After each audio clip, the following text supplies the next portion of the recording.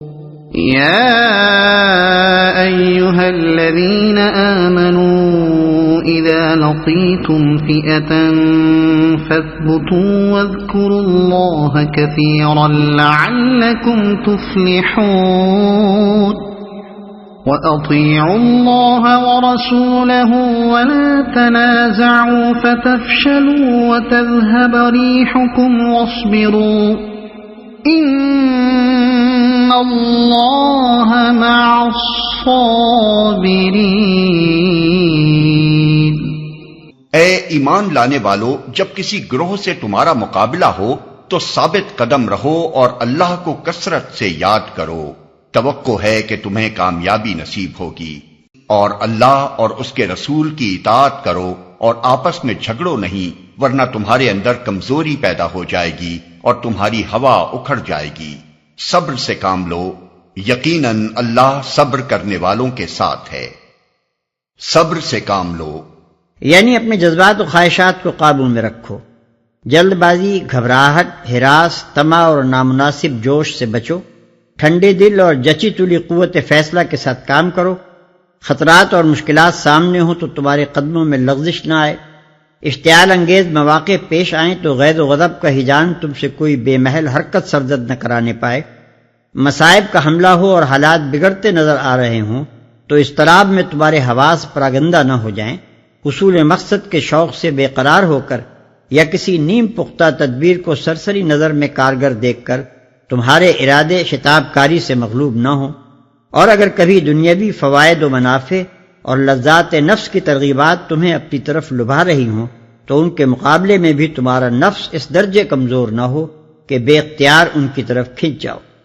یہ تمام مفہومات صرف ایک لفظ صبر میں پوشیدہ ہیں، اور اللہ تعالیٰ فرماتا ہے کہ جو لوگ ان تمام حیثیات سے صابر ہوں میری تائید انہی کو حاصل ہے۔ وَلَا تَكُونُوا كَالَّذِينَ خَرَجُوا مِن دِيَارِهِم بَطَرًا وَرِئَاءَ النَّاسِ وَيَصُدُّونَ عَن سَبِيلِ اللَّهِ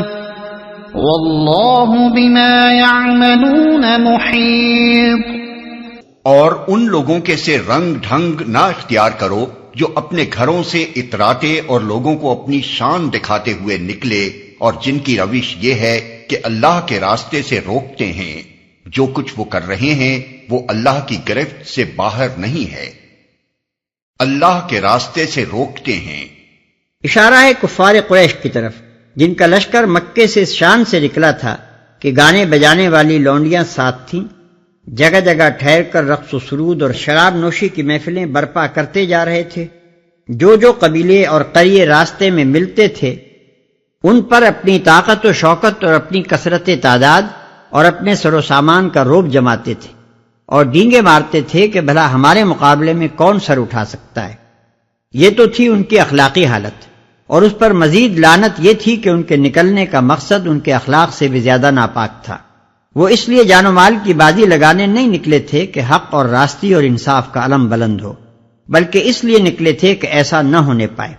اور وہ اکیلا گروہ بھی جو دنیا میں اس مقصد حق کے لیے اٹھا ہے ختم کر دیا جائے، تاکہ اس علم کو اٹھانے والا دنیا بھر میں کوئی نہ رہے۔ اس پر مسلمانوں کو متنبہ کیا جا رہا ہے کہ تم کہیں ایسے نہ بن جانا، تمہیں اللہ نے ایمان و حق پرستی کی جو نعمت عطا کی ہے اس کا تقاضا یہ ہے کہ تمہارے اخلاق بھی پاکیزہ ہوں اور تمہارا مقصد جنگ بھی پاک ہو۔ یہ ہدایت اسی زمانے کے لیے نہ تھی، آج کے لیے بھی ہے اور ہمیشہ کے لیے۔ کفار کی فوجوں کا جو حال اس وقت تھا وہی آج بھی ہے۔ قہبہ خانے اور فواہش کے اڈے اور شراب کے پیپے ان کے ساتھ جزو لا ينفک کی طرح لگے رہتے ہیں۔ خفیہ طور پر نہیں بلکہ علل اعلان نہایت بے شرمی کے ساتھ وہ عورتوں اور شراب کا زیادہ سے زیادہ راشن مانگتے ہیں،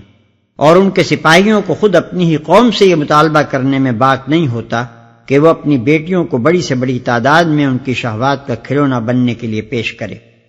پھر بھلا کوئی دوسری قوم ان سے کیا امید کر سکتی ہے کہ یہ اس کو اپنی اخلاقی گندگی کی سنڈاس بنانے میں کوئی کسر اٹھا رکھیں گے۔ رہا ان کا تکبر اور تفاخر تو ان کے ہر سپاہی اور ہر افسر کی چال ڈھال اور انداز گفتگو میں وہ نمایاں دیکھا جا سکتا ہے، اور ان میں سے ہر قوم کے مدبرین کی تقریروں میں لا غالب لکم اليوم اور من اشد منا قوہ کی ڈینگیں سنی جا سکتی ہیں۔ ان اخلاقی نجاستوں سے زیادہ ناپاک ان کے مقاصد جنگ ہیں۔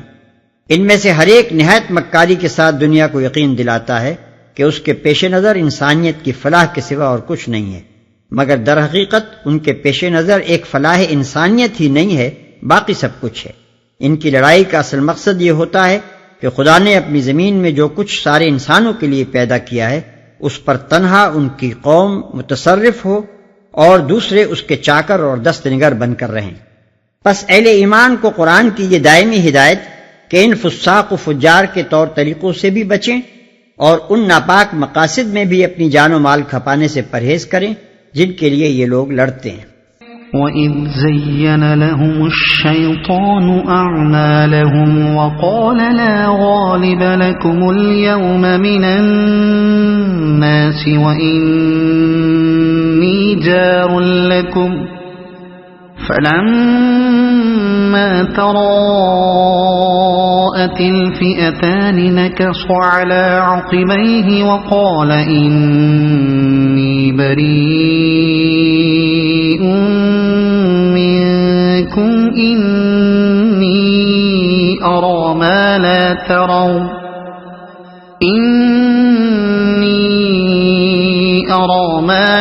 ترون إني أخاف الله والله شديد العقاب۔